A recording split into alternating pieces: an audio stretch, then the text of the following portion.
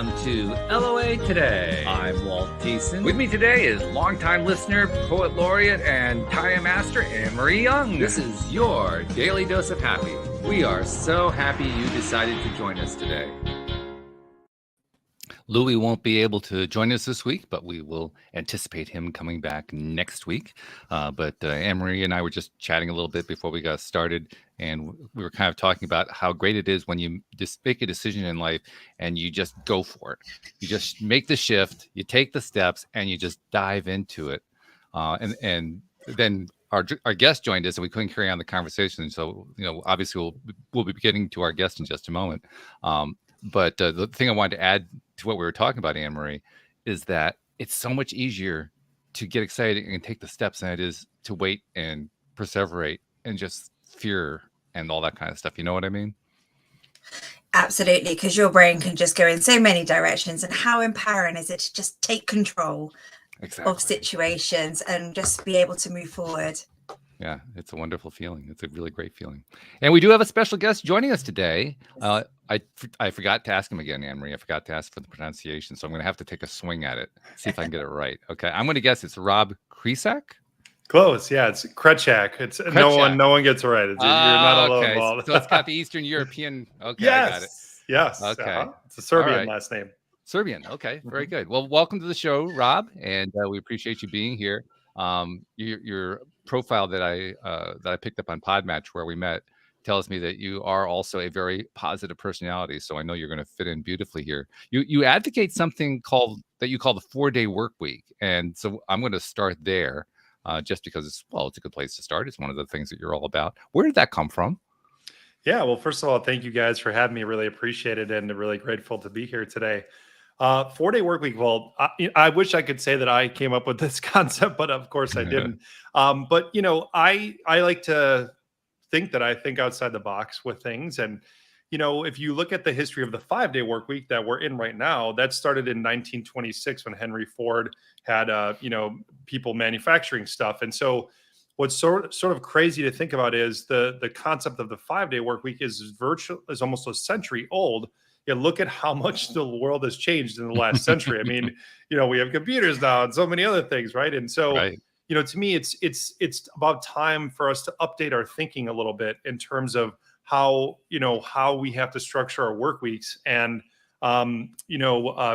Keynes, the famous economist, predicted about a century ago that now in today's world, we'd only be working about 15 hours a week, based on increases in productivity over time.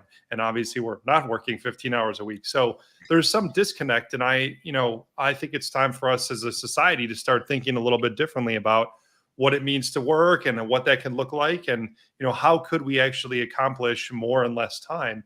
And ultimately, spend more time with our family or more time doing the things that we love in life. Like that really is, for me, the goal is to give people more time doing those things.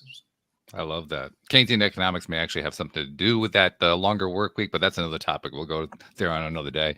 But I totally agree. I totally agree with you. I mean, I think it's one of those things that I think we're actually evolving in the direction of what Keynes originally had in mind when he made that comment. I think it's inevitable, because what we're actually doing is something that really hasn't been done in a great way. It hasn't had a big had a big shift. Let's put it that way. Except over time. Over time, you can see the shift. But when you look incrementally from year to year or even decade to decade, you don't see this shift very much. But the shift is in valuing not just human labor, but human creativity more. And the more that happens, all of a sudden, time becomes valuable. Really, really valuable. Totally.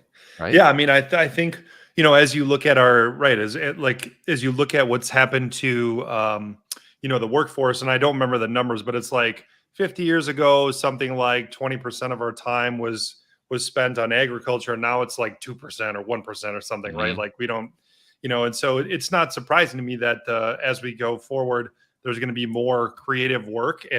But what that also means is, for a lot of creative jobs, it's not you do this one thing and then you get this one output. It's, hey, you can do 20 different things and get this somewhat similar output. And, doing those 20 different things differently than someone else isn't good or bad. It just means that you're working differently and sometimes better or smarter. And so I think that there's a lot of room for improvements in the way that we do creative jobs, with the 4-day work week, for instance. And how did it come about for you? I mean, people don't generally just stand up and say, well, I'm going to start advocating the 4-day work week because it just occurred to me. Yeah, well, here's what's happening to the world. And I've spent the last 4 years reading over 100 books and 2,000 articles and studies to truly understand the intersection of psychology, humanity, and technology. And what's happening is, at least in the United States, we are the most stressed out and burned out we have ever been as a society, but we're also the most stressed and burned out relative to other countries in the world.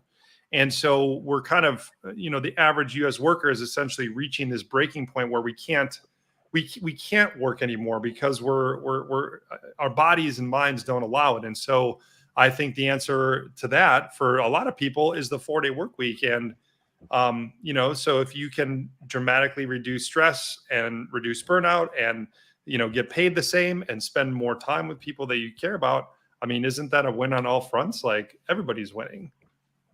I like the idea. I like the spirit behind that. Anne-Marie, you don't have any of that kind of burnout going over there in the UK, do you? I mean, that's just in the US, right? Oh, no, I'd say it's definitely going on over here. I think I think I'm feeling it. No, I think aspects of the pandemic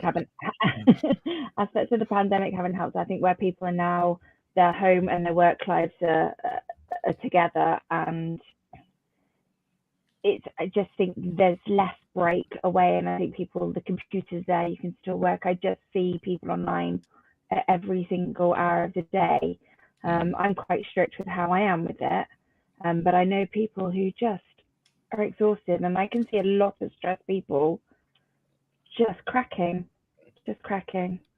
To what extent do you think the online aspect is contributing to that? I just think where people have got the computers at home now, and they'll be, I've just got to get this done, and then I'll be in a better situation for tomorrow. And just people you can see people in the chat. Well, if you've got like Zoom chat, you can see who's online, and you're just more and more people at silly times of the day and the night are online.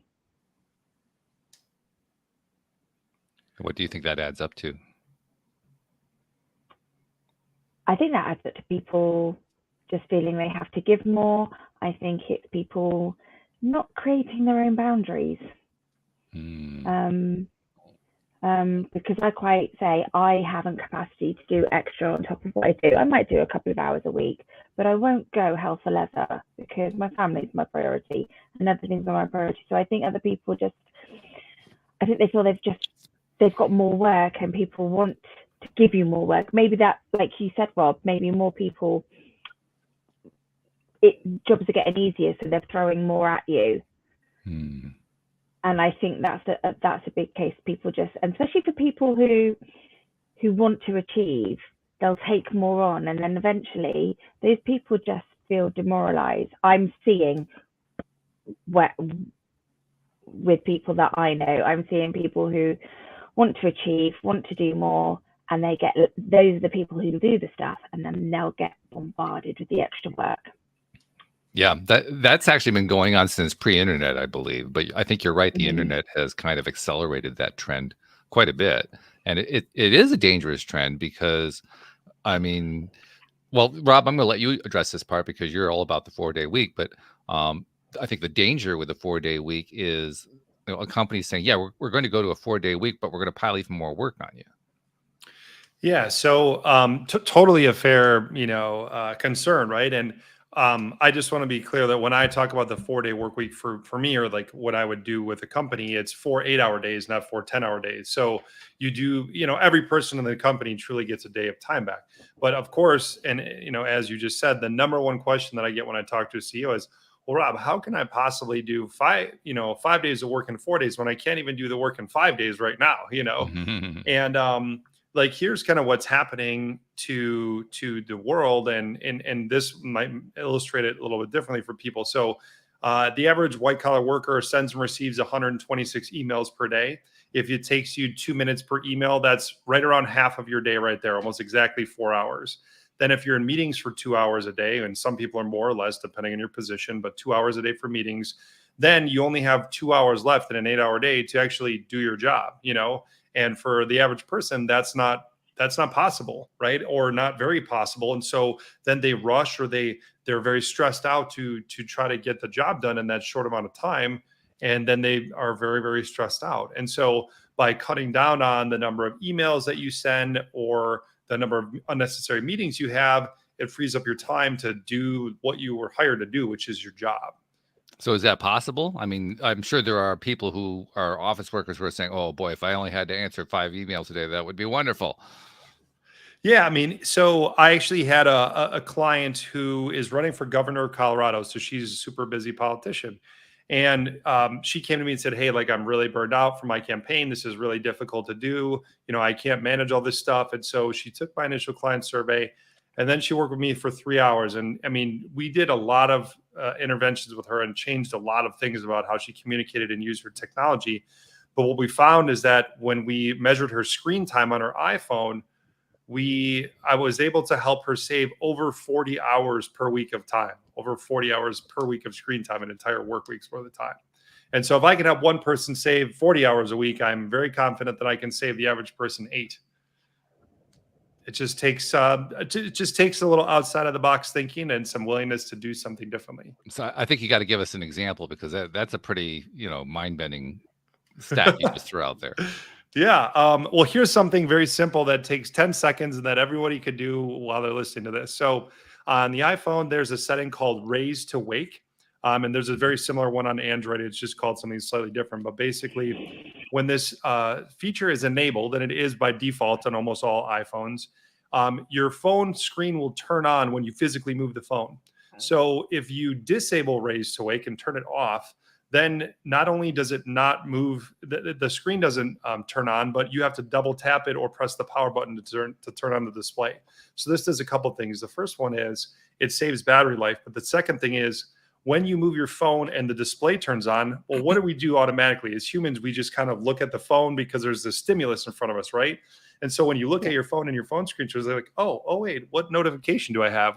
Who wants to get a hold of me? Blah, blah, blah.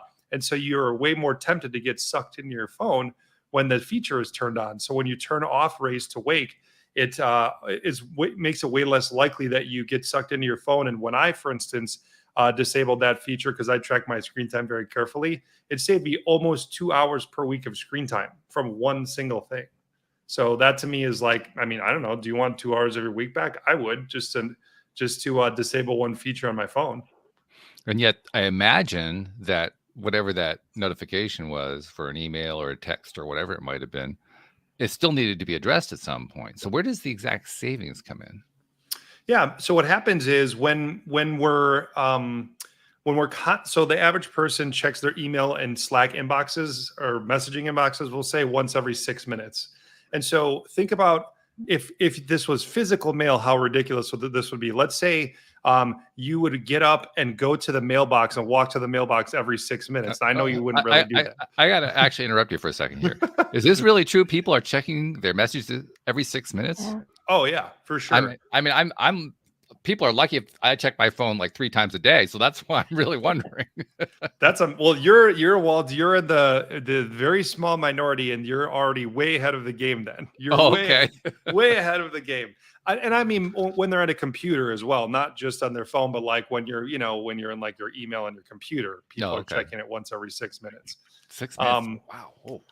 But that's I think at work I get a message every 1 to 6 minutes, so I think I have no choice but to check it. Okay.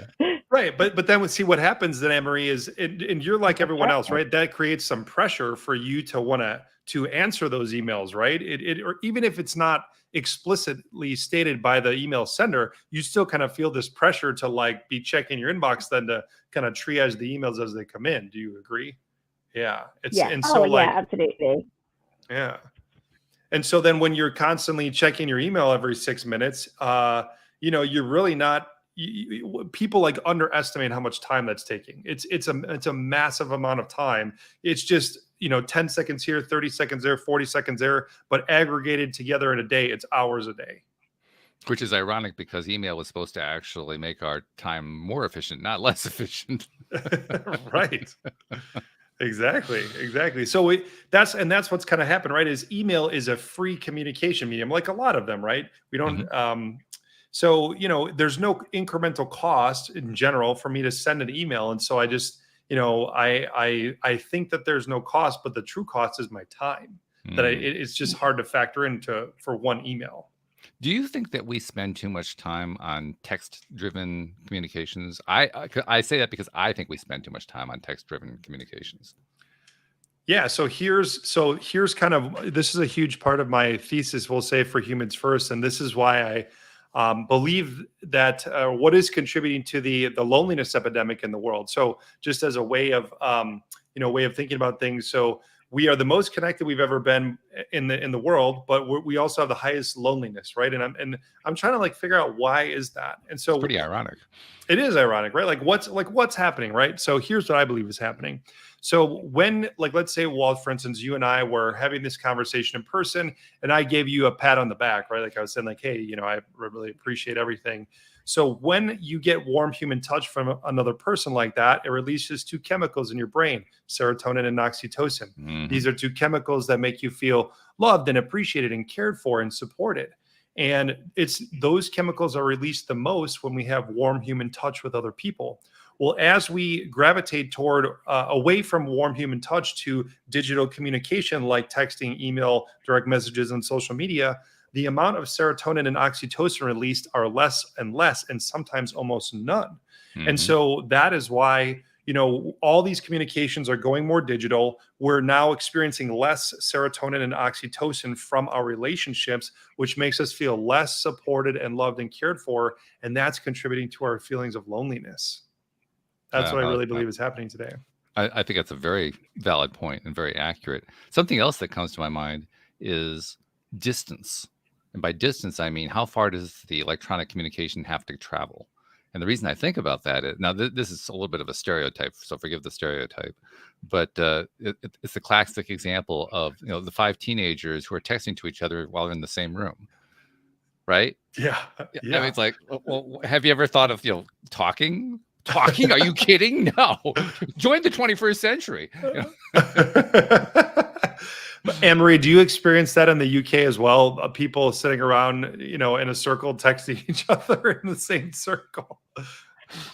I don't know. I've not really noticed it, but what I have noticed in the workplace is everybody is direct messages, and I'm from one that's literally, rather than send emails back and forth, I will go, have you got 2 minutes, and I'll give people a ring. So I think people check my messages going, have you got 2 minutes? Because I will have that face-to-face interaction, because I just think it saves so much time back and forth on the emails.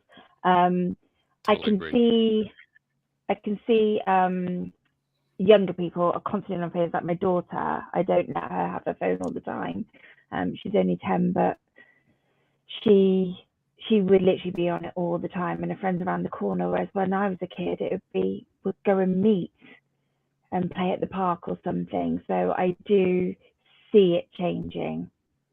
Yeah, absolutely. Well, Anne-Marie, I commend you for wanting to have those, even a brief face-to-face conversation over, instead of messaging back and forth a million times. And I wish that I could convince everyone to do what you're doing, because that people don't realize it is actually way faster, because you can communicate 3 times more quickly when you're speaking than when you're typing for the average person. And so and there's a good reason for that, because there's more data coming across than just the words. Yes, right. That context makes all the difference in the world in terms of shortening the conversation. It does. And there's so much more empathy that way. I think, one of the things that I think is, causing, people to make these nasty comments online, regardless of what it is, whether it's politically related or something else, is there's no empathy, right? Like if I made a nasty comment, Walt, on your Facebook page, I wouldn't see the look of pain or anger or hurt or whatever on your face when you read it.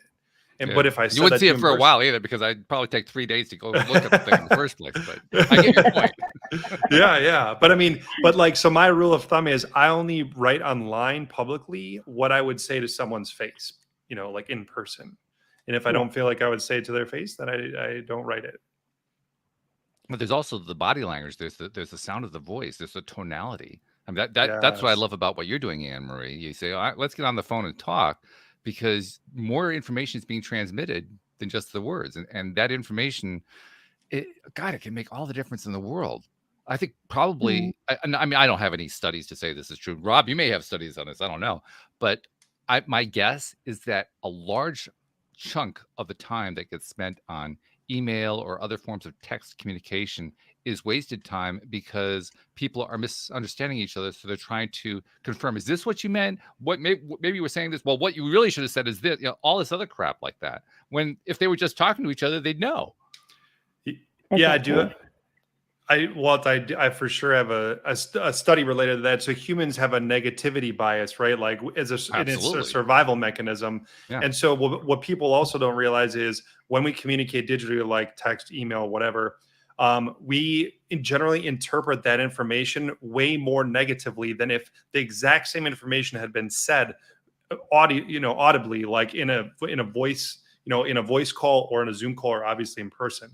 And so then if you think about that, because again, most communication is now going digitally, we have this negative slant toward every person we're communicating with, because we just automatically negatively interpret written communication. And again, like my goal with Humans First is to generate some awareness and educate people on these things so that they can determine if they want to change the way that they're doing something, or maybe not, but at least then they have the awareness to know, hey, like instead of me sending this text to my boss about XYZ, I should just talk to him in my next one-on-one meeting. And that's going to be a way more effective way to discuss that issue. And it probably won't come across as negative for me. That to me is like a meaningful change in communication and in your dynamic with your boss. Yeah, definitely. And I think also it depends on what the relationship is. Like, for instance, Anne Marie and I will often communicate digitally, but we also know what our context is. We're good friends. We're there for each other. There have been times where very recently I needed some support and she was there to give me support. And so if I was getting a text message or an email from her, I could interpret that message in the context of that relationship. Like, I know Anne Marie's got my back. Well, that's going to be an entirely different interpretation than if she's somebody working in the next department over who could be taking time away from the thing that I'm trying to do. Now, all of a sudden, I can see myself getting defensive really easily with the same person, just because the context is different. Absolutely. Do you agree with that, Anne Marie? Oh, yeah, absolutely. I think I had a new boss start while we were in lockdown, so never actually met face to face, and there was a lot of breakdown in communication, that just because she didn't know me, I didn't know her, she didn't trust me, I didn't trust her straight away, and we didn't build that relationship because it wasn't face to face. So everything was written and everything's interpreted in a different way. So like you say, you tend to read these things going, oh, what's that about? Rather than actually, she's just trying to help me. And now that we all meet up together, I love working for her. Yeah. That brings me to another interesting thought is, I get why, during the pandemic, people work remotely and, there's still a lot of remote work. And again, I do think that a lot of that is good. But if you have a 100% remote company, I think a lot about, if I joined that company as an employee and I never met a single person face to face, you used an interesting word, Anne Marie, trust. I'm not sure. And even if the people were good, I'm just not sure that I could trust them exactly to the same degree as if I had seen them or met them in person, even after I'd worked there a long time. I'm just curious what you guys think about that. I think it depends on what kind of relationship you've built. I mean, Anne Marie and I have never met each other in person. Oh, interesting. She's one of my closest friends. Wow. That's super cool. But that's the context. Well, first of all, we do get to interact like this. We see each other on screen, so we have that. And all of our interactions are mutually supportive. We're not in competition on anything. We're not. There's no competition. And by competition, I don't mean necessarily that we're, in business going after the same account or something like that. Right. But even in a business environment with colleagues, one person is working on division X, the other one's in division Y, and they have different interests because they're working in different divisions. So there's going to be a competition of energy and of time just because of the different interests that are involved. Whereas with Anne Marie, we're always just talking about stuff here on LOA Today that is stuff that we we have a mutual interest in, we're passionate about it, we have fun with it. It's an entirely different experience from somebody who's in that kind of office politics situation, we'll call it that. Yeah, well said. Yeah, I mean, I can see both sides, because I have a lot of my closest friends I've never met, because they're all in America or scattered around the world, and it's just people I've met who have similar interests. So again, kind of, your tribe. But then at work, I wouldn't say, I think because I'm very much into communication, and I will have that phone call. I will just, let's talk, rather than email back and forth and message back and forth. Let's have that conversation. But then I was trying to think as you were talking, like, has it affected me? And then I just think for example, there's people at work I've never met, and I'd love to have a conversation with, but I can't get hold of them, and they're very elusive.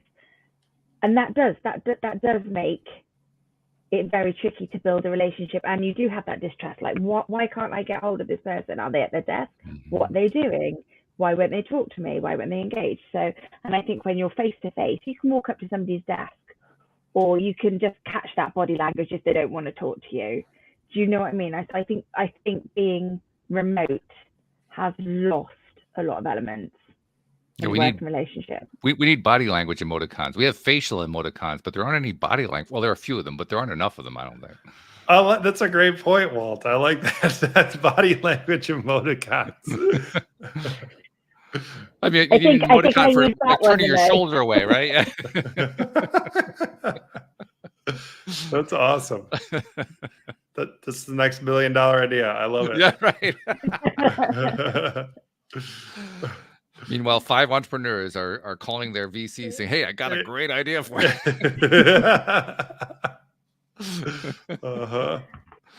Yeah.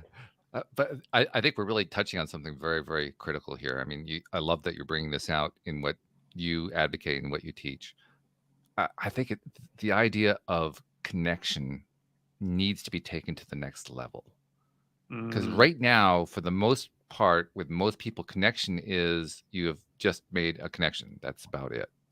There's not a lot of context for most people where connection is concerned. But what we're talking about is how vital that context is. And if you don't take it into account, the quality of that connection is going to suffer. But if you do take it into account, the quality of that connection is going to be enhanced multiple times over. Yeah, I mean, I really, really resonate with what you said, Walt. And one of the things that I really, I think is super meaningful to me anyway, is the longest running study on happiness is from Harvard. And it's almost 80 years long. They followed these people for nearly their entire life.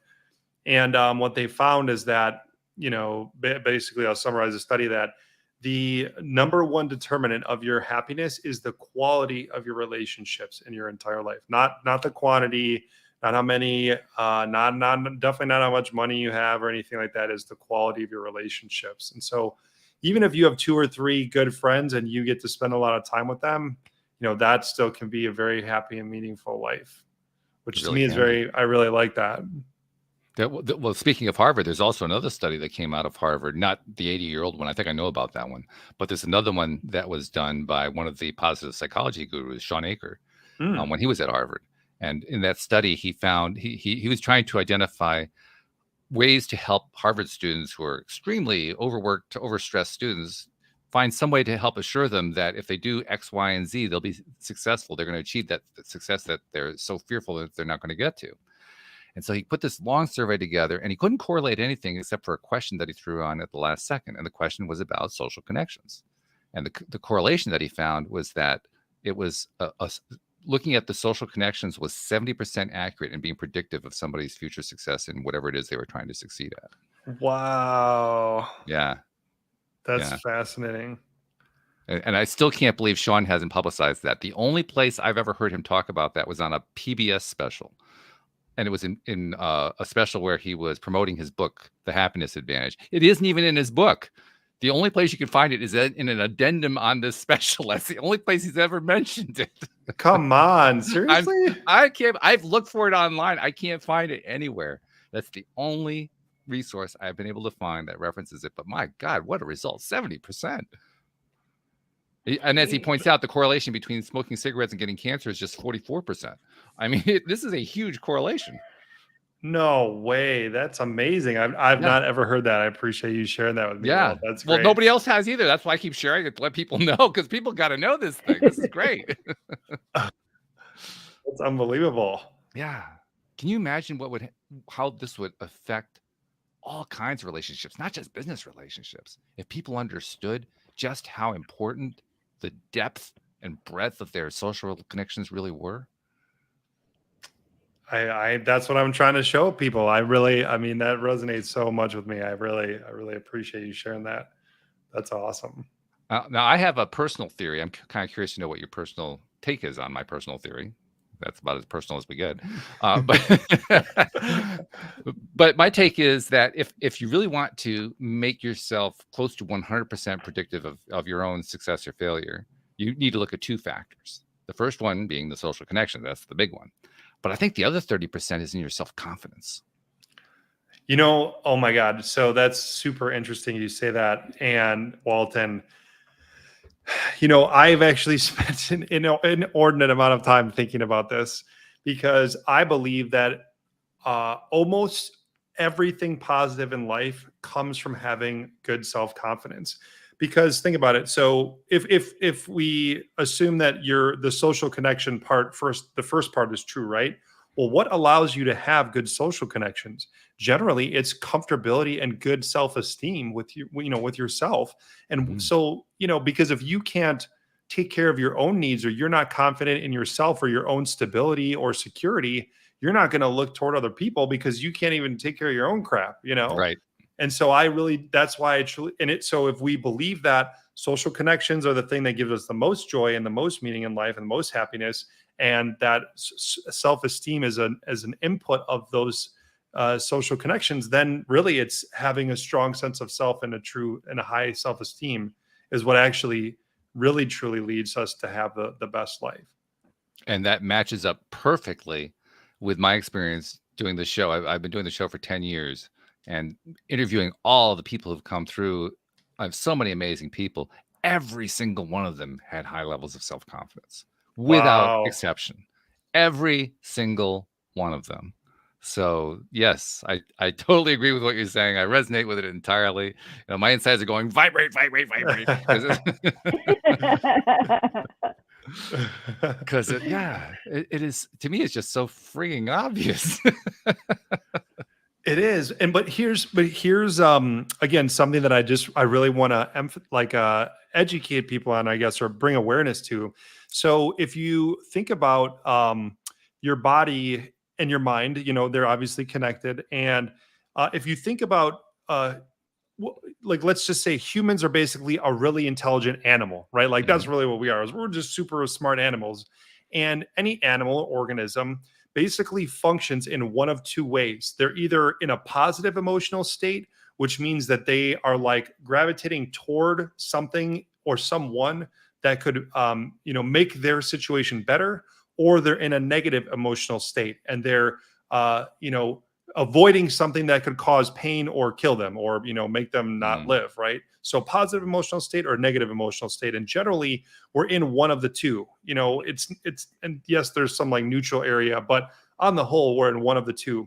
Well, my theory, and again, like this is very hard to prove, but my theory is that a lot of the ways that we are using technology today is actually putting us in a very highly negative emotional state on a day-to-day and sometimes minute-to-minute basis. And it's because of the different technologies we're using and how we're using them that is putting us into this negative emotional state.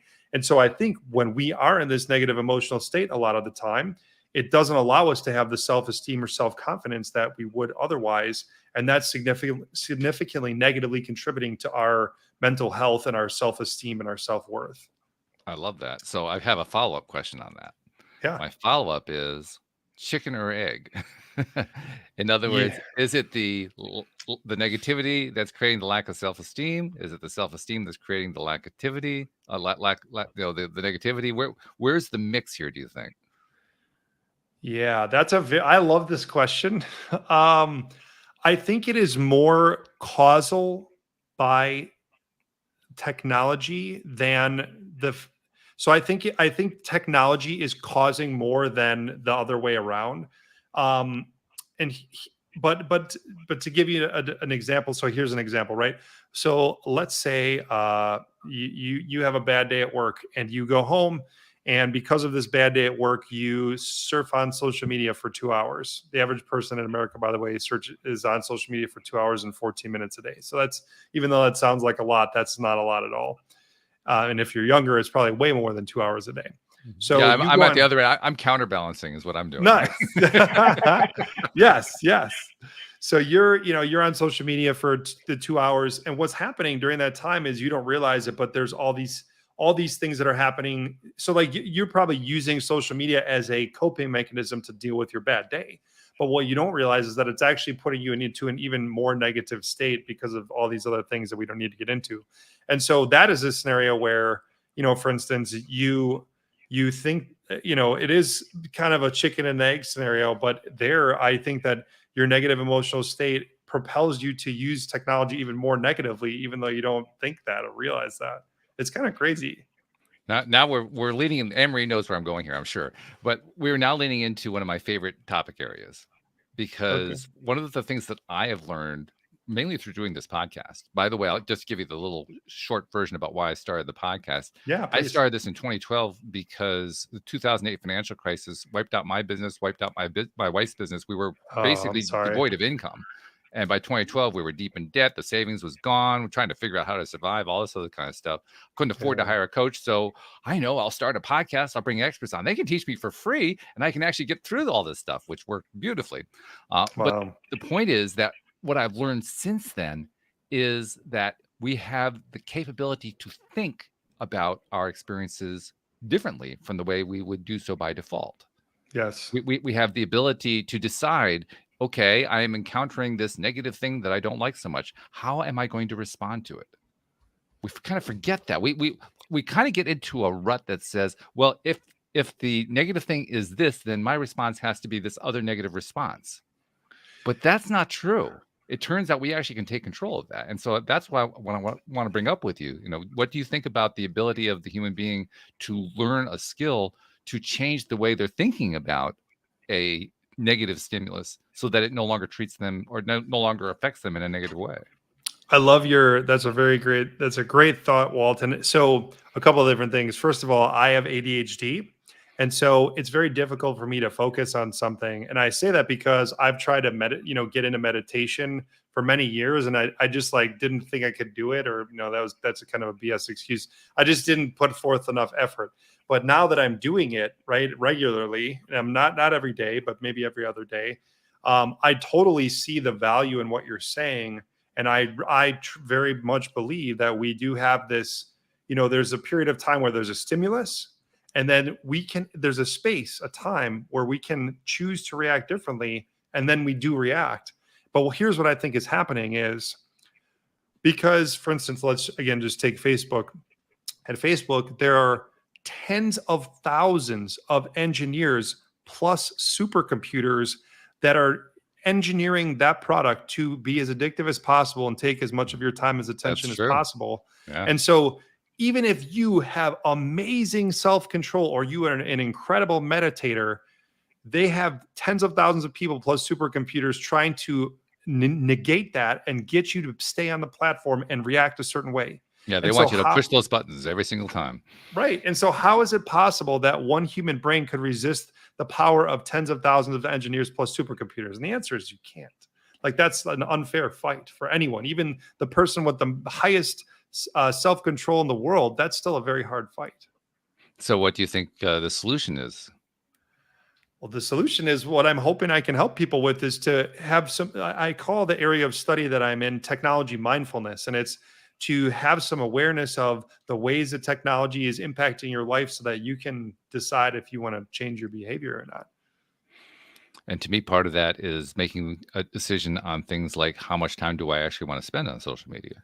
Right. And the way that I kind of describe it is a lot of the things that I help people with are designed to structure your technology use differently instead of rely on willpower. Because if you rely on willpower, it's, like we just discussed, is not very helpful.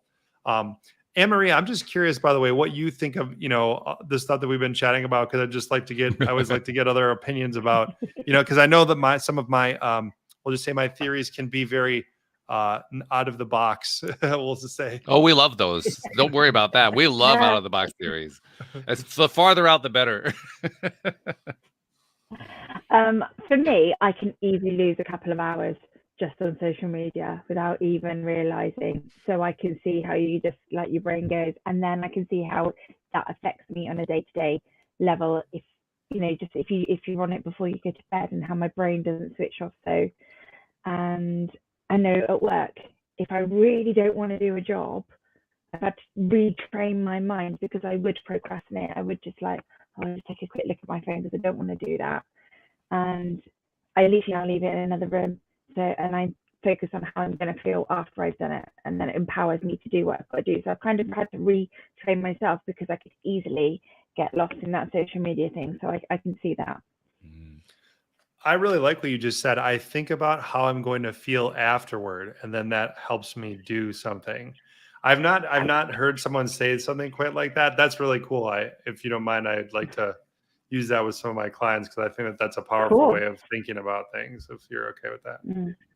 Yeah, absolutely, Rob. No problem. That to me is what I was trying to address earlier. The idea that we get to choose what our response is going to be. She's choosing in advance what her response is going to be before she's even gotten onto the channel. Yeah. Before she's even heard what they're going to say, she's chosen what her response is going to be. I love that. One of the things that the psychology of procrastination is super interesting. So what happens is, when we think of a task, like let's say it's a plan. My wife and I got married about a year ago. So let's say it's planning a wedding, right? We think of the task of planning the wedding in its entirety. And obviously that's there's so many things that go into that, right? So we think of this task, oh my God, I have to plan my wedding. It becomes, so you think of all the tasks, you're like, oh my God, it's just so many things. It becomes overwhelming. And then humans experience overwhelm as a loss of control. And when we experience something that's a loss of control as a threat. So it sounds weird, but thinking about this, overwhelming task actually puts our body into this fight or flight mode, activates our sympathetic nervous system, our fight or flight system. And then we want to do something, and that makes us uncomfortable, because we're kind of going into this emergency mode, right? And so in order to get rid of that uncomfortability, we just do something simple like check social media or fold the laundry or whatever else is easy in the moment. And then that makes us feel slightly less uncomfortable. And that's why we procrastinate. And so one of the things that I've tried to do for myself is to just take the first step, whatever it is, right? Even if it's just open up the Word document open up a blank Word document to start writing something. Then that makes the rest of the task a lot easier. And then there's not this feeling of overwhelm anymore. By the way, folding the laundry is probably a very good strategy to follow when you're trying to deal with what you're going to do with the electronic media. I'm just saying it's a nice way to distract your mind. Absolutely. Yeah. I mean, there's a lot of things like that to do that distract. Absolutely. That's really what we talk about a lot here on the show, and you're contributing to that conversation, that ongoing conversation. We talk about adding tools to our tool chest or to our tool belt, and you're talking about adding some tools that are actually tied to how we use the technology. And that's cool. I love that. Yeah, that's the whole thing. And you said an interesting word, Walt, this tool. And the way that I look at all technology is as a tool. And just like a hammer can be used for things that help or hurt. Technology can be used the same way. And so it's not the tool itself that's bad, it's how you use it. And so again, if I can help people use technology as a tool that makes their life better and not makes it worse, like that to me is the whole point of my company. And that's what I'm here to help people with. I want to ask one more question along the same line, because I've been coming at this from a variety of different angles, and every one of them you're handling beautifully. Have you actually been to the plate on this before? I think you have.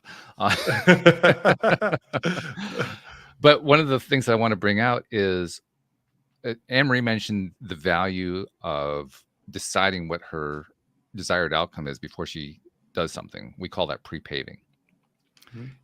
One of the many ways that we can pre-pave is to pre-pave not just what the outcome is going to be, or even what our emotional response is going to be, but what attention we want to give our attention to, what we want to give our attention to, because we have a tendency, and you alluded to it earlier when you referred to the negative nature of our society. We have a strong tendency to give a lot of attention to stuff we don't like. Yeah. It's part of that's part of the world that we live in. We live in a world, we call it a world of polarity or contrast here on the show. And in that world of polarity and contrast, we came here to, I mean, we like the drama, let's be honest. You know, we may point to the drama queens, but there aren't a whole lot of people who don't like drama on this planet. That's what they look at when they're looking at their entertainment. It's all about the drama, you know, so they love the drama. They just don't necessarily want to be experiencing it for their own lives, but they still want to watch it. They still want to see it. They still want to engage in it. And yet it's all about behaviors and experiences and events that they don't really like all that much. So the question I want to raise is, do you think there's value in giving more of your attention to what you actually enjoy and like and feel good about in your life, and less attention to the negative? Oh, I mean, this is so great, Walt. So, you know, there's a study that where people watched 5 minutes of news in the morning, a news show, not I don't know, like not reading something, but a news, like a TV show, right? Good Morning 5 America minutes. or something. Yeah. And so one group watched 5 minutes of positive news. The other group watched 5 minutes of negative news. And what they found is that the group that watched the negative news was 27% more likely 8 hours later to rate their day as negative. Wow. So like basically 5 minutes of negative news can ruin your whole day. And, you know, think about how many people are doing that. There's millions of, tens of, maybe hundreds of millions of people around the world doing that every morning. And the reason that the reason that they don't realize that that's happening is, if you think about what the model of the business model of the media companies is, it's this: if they show you news that gets more more eyeballs, then they make more money on advertising. Well, the things the type of news that gets you the most eyeballs is most negative. There's also a saying in media: if it bleeds, it leads, right? And so yes. If it bleeds, it leads. And so the business model of the news companies is, let's show you the most negative, eye-catching news that is possible, because it gets the most viewers, which gets the most advertising, which makes the most money. And so you are essentially being put in a negative emotional state by the news companies in order to make them more money, whether you believe it or not, or whether you like it or not. It's 100% true. 100% true. So my solution for myself is just to and this is very controversial, but I just simply don't look at the news. Yay! I don't. Good. Oh my God. I didn't like, when I tell that to people, they get very upset with me. Like I did something bad. And I'm like, no, I just don't want to deal with this BS in my life. Like I'm not You here didn't to do something bad. You did something healthy. Congratulations. Yeah, we're high-fiving you, Rob. We Absolutely.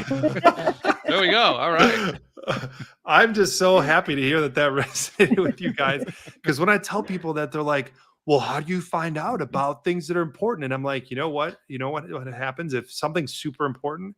Someone tells me about it. Like, absolutely, they tell me about it when I'm talking to them. And I'll give you a story that reinforces that. You can share this with anybody who brings that up. Okay. Now, this is pre-internet.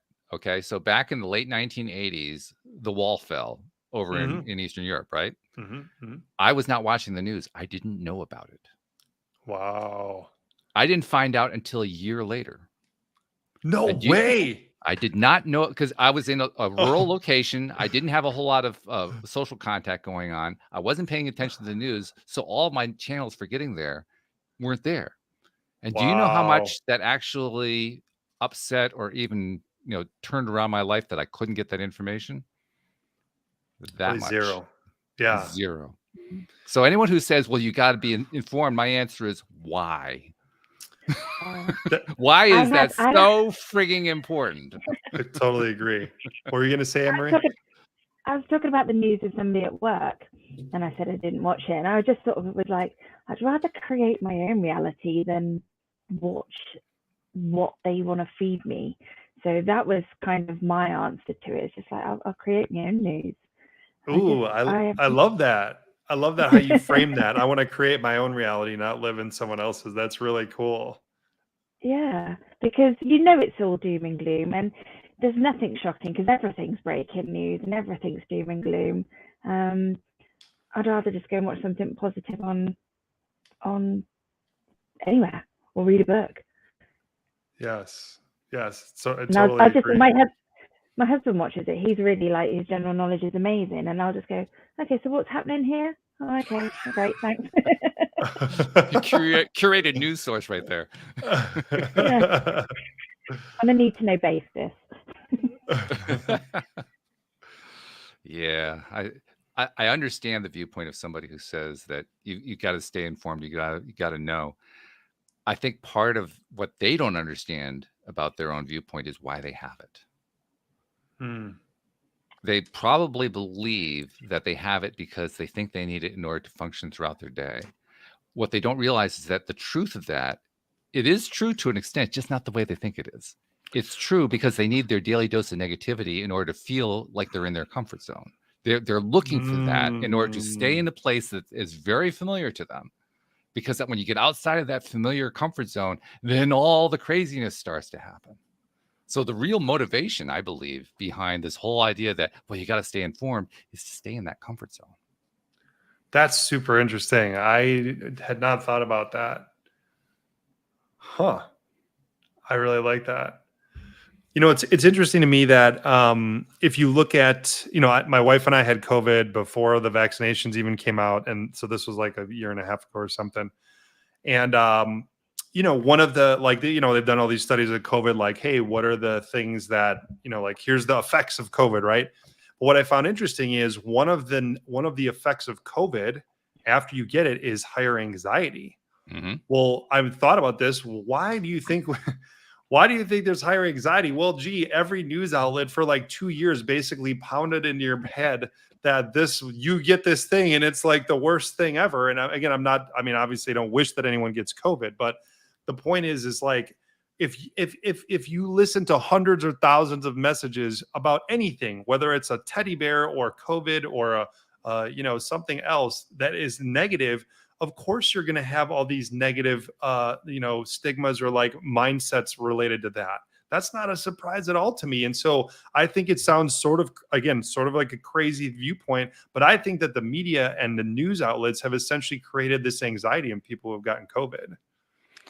I think there's a lot of truth. I don't think I would put the onus just there. I think it actually belongs in a number of different places because, like we were saying before, we human beings are attuned to negativity. I don't remember who was on the show recently. A guest was on who made the point that a study was done showing that 80% of our thoughts every day are negative. Yes, I've seen that as well. Yep. Yeah. Well, that's not just the media. Media is certainly a major influence. I'm not going to say that it's not, but it takes a lot more than media for that to happen because media is reacting. Media isn't saying, let's go out there and make everybody negative. They're just saying, let's sell advertising. And that's what we find sells the advertising to. So, you know, is the media responsible for how people are responding big? But here, no, I get it. Well, that very highly resonates. Here's the part of the equation that people aren't getting. So in America before COVID, and again, so you can't say COVID affected this. We spend 12 hours and 21 minutes per day on average in front of screens and media. 3/4 of our waking lives. Yeah. And so, and if you look at how we use screens and media during that time, again, roughly 4 hours is email, roughly 2 hours is social media, roughly 1 hour is traditional media, like, you know, news. So that right there is 7 hours a day. And all those are super highly negative. And, you know, 50 years ago, none of those even existed. Adding up, right? I mean, it's just like you lay it out like that. Like, oh my God, it's so clear. Here's where it's all coming from, right? This is where we're giving our attention to in a massive, massive way. This is like, I feel like when I describe this to people, like you guys are very, I really appreciate your guys' open-mindedness with my, you know, viewpoint. Cause again, I don't think that all of this is, you know, is always well received by people, but sometimes I just feel like I'm in the crazy zone or something because I feel like I'm seeing this pretty clearly and I'm like doing all the work and the research but I guess people, I don't know if they don't think it's a problem or whatever, but I'm not sure that they believe that it's affecting it as much as them as it really is. I think it's affecting virtually everyone. It's just to what extent and to what degree. Well, let me reassure you. First of all, you're not in the crazy zone. You're in the sane zone. So I just want to lay that out. I'm Okay, glad to hear that. we need to clarify which Definitely. category we're talking about here. But the second thing I want to point out is that I honestly I get where people are coming from in terms of how they're responding when they're responding that way. One of the themes that has come up almost every single interview, I say almost, just be careful, just in case there's one I'm forgetting about, but almost every single interview that I've ever done here on the show, actually I can think of one, and I didn't publish it now that I think about it, but it's the only one I can think of. All the rest of them are about stories about people who have had a major crash and burn and a flight of the Phoenix after that, coming out of the ashes.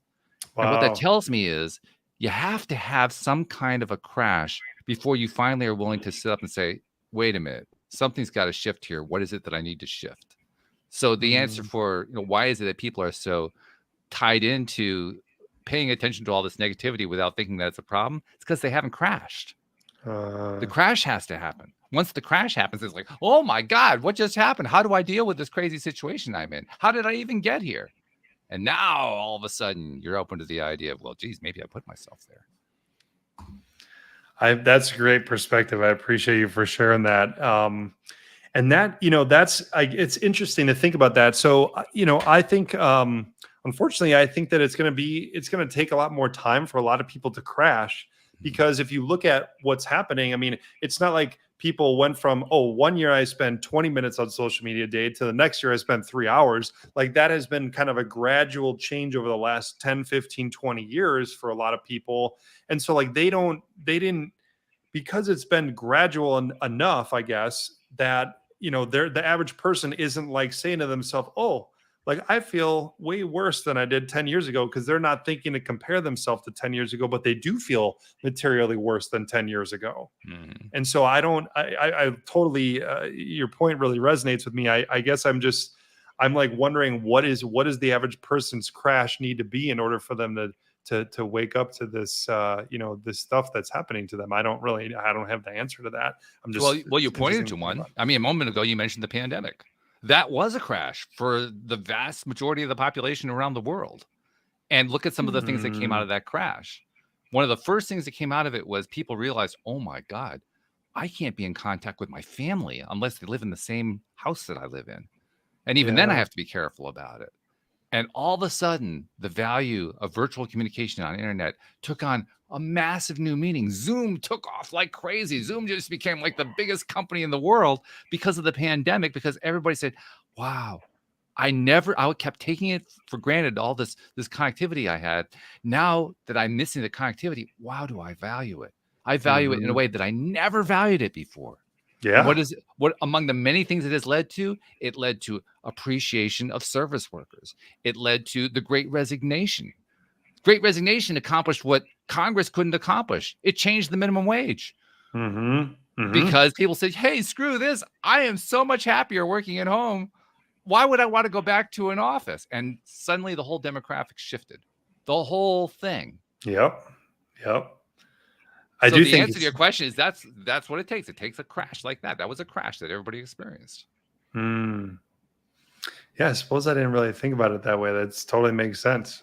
I love that point. I love that point. There's a lot of great stuff. I mean, certainly we had a lot of death and illness and so forth that came out of the pandemic. But beyond that, a lot of good stuff has come out that a lot of people haven't really come to terms with yet, but it's really there. I view the pandemic, I mean, obviously I didn't lose anybody or anything like that, but I look back and look at the opportunities it gave me. And now I'm able to do hybrid working. So I can go into the office a couple of days a week, and I can also work from home. And it's half term here, which is like a school holiday. So I've taken a few days off, but the last couple of days I'll work and the kids will be home. I can do that now. I've got choice. Yes. And, I was able to develop myself over the pandemic. So I view it as certainly gave me a lot of food for thought on how I wanted to go forward with my life. Love that. Yeah. And I do think it was what I can consistently hear from people is it was a time to kind of reevaluate everything, reevaluate Absolutely. your whole, every facet of your life and make a change, which I think we kind of needed that. So I was grateful for that as well. I love the creativity that came out. I mean, people couldn't do birthday parties, so they came up with really inventive ways to celebrate people's birthdays. I mean, like, wow, that was so cool. Yeah, yeah, absolutely. Or like a lot of those, streaming concerts and stuff, people would do the stuff like that. And, Yep. definitely a cool way to try something different like that. Look how many people did something positive in a negative event. Yeah. True. Yes. Yeah. And Because they had the it's quite time and nice to- space to do it. And the inclination, I Exactly. think the inclination's bigger. Mhm. Mm. What were you going to say, Marie? I was just going to say, I was just literally thinking out loud, really, that it's nice to look back at the pandemic and think, yeah, actually, I got a lot from that and it was positive, because actually at the very beginning, it was really hard working, homeschooling, not seeing my friends, and that whole adjustment and the whole life change. It was really hard. But actually, it's just nice to actually, a few years later, just look back and go, yeah, we survived. It was all right. It's empowering. What a perspective shift that is. Yeah. Yeah. Really big. It's nice. Really, really big. Yeah. Very powerful too. Hey, Rob, this has been a great conversation, and we really appreciate you coming onto the show and sharing your insights. Your insights are they're 100% in alignment with what we talk about. So you don't have to worry about us here. We love what you're talking about. And anyone who gives you a hard time, just send them to us. We'll take it. Well, thank you guys. Thank you. I'm really glad that we could chat, and this was super fun. I really, really enjoyed this, and really grateful for the opportunity. Thank you so much. How do people find out more about what you're offering? I mean, is there a way they can reach out and contact you? Or yeah, absolutely. So you can reach me at Humans First on my website. It's just humansfirst.us. And then one other thing that I wanted to offer the listeners of this show is a free 30-minute technology mindfulness consultation call with me.